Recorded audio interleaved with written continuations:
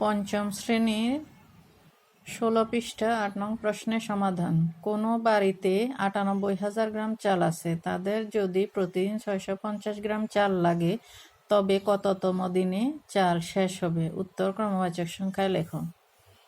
সমাধান: ৬৫০ গ্রাম চাল লাগে একদিনে। যেহেতু প্রতিদিন ৬৫০ গ্রাম চাল লাগে, প্রতিদিন মানে একদিন, বাড়িতে চাল আছে ৯৮,০০০ গ্রাম, সুতরাং ৯৮,০০০ গ্রাম চাল লাগে। ৯৮,০০০ ভাগ ৬৫০, ৬৫০ দিয়ে ৯৮,০০০কে ভাগ দিব। ৬৫০ ৯৮০-র মধ্যে একবার যায়, যেহেতু ৬৫০ দুইবার দিলে বেশি হয়ে যায়, এজন্য আমরা একবার দিব। ৬৫০-কে ৬৫০, এখানে ০ ০ ০, ০ থেকে ০ বাদ দিলে ০, ৮ থেকে ৫ বাদ দিলে ৩, ৯ থেকে ৬ বাদ দিলে ৩, বিয়োগফল আসে ৩৩০। ৬৫০ দিয়ে ৩৩০-এর মধ্যে ভাগ যায় না, এজন্য আমরা উপর থেকে একটা ০ নামাবো।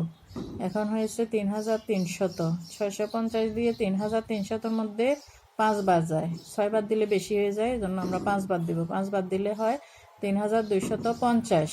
এখন বিয়োগ করব ০ ০ ০, ১০ থেকে ৫ বাদ দিলে ৫, ১০ বানাইছি, এখানে ১ দিয়ে দিলে ৩, ৩ ৩ মিলে গেছে, এখানে আর কিছু নেই। ৫০, ৬৫০ দিয়ে ৫০-এর মধ্যে ভাগ যায় না, আমরা উপর থেকে আরেকটা ০ আছে, ওইটা নামাবো। এখন হয়েছে ৫০০। ৬৫০-এর থেকে ৫০০ এখনও ছোট, এই জন্য একবার দিলেও বেশি হয়ে যায়। এখন আমরা ০ বাদ দিব। ৬৫০ ০ বাদ দিলে ০, ৬৫০-এর ০ ০, বিয়োগ করলে থাকে ৫০০।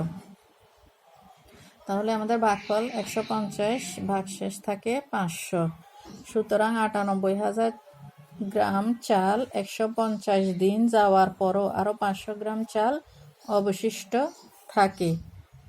সুতরাং ১৫০ যোগ ১, যেহেতু ৫০০ গ্রাম চাল অবশিষ্ট থাকে, এটা পরের দিন আমাদের যাবে। ১৫০ যোগ ১ সমান ১৫১তম দিনে চাল শেষ হবে। উত্তর ১৫১তম দিন।